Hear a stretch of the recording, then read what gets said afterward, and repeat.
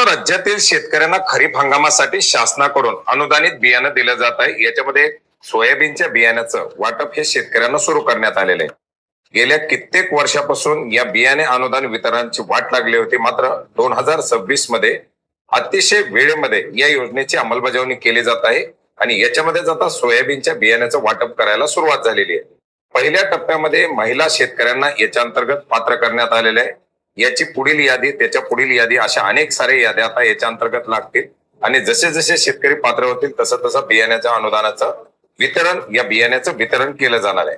मात्र याच्यामध्ये आणखीनही मोठ्या प्रमाणात शेतकऱ्यांच्या माध्यमातून अर्ज करावेत अशा प्रकारचं आवाहन करण्यात आलेले. देण्यात आलेला लक्षांक आणि याच्या अनुषंगानं प्राप्त झालेले अर्ज याच्यामध्ये मोठ्या प्रमाणात तफावत आहे आणि याच्याचमुळे लक्षांकाच्या प्रमाणामध्ये आणखीन शेतकऱ्यांना हे बियाणं उपलब्ध करून दिलं जाणार आहे. याच्यामुळे शेतकऱ्यांनी या योजनेसाठी अर्ज करावेत अशा प्रकारचं आवाहन कृषी विभागाच्या माध्यमातून करण्यात आलेलं आहे.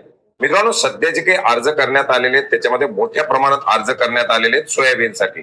मात्र याच्या व्यतिरिक्त सुद्धा मिनी किट दिल्या जाणार आहेत.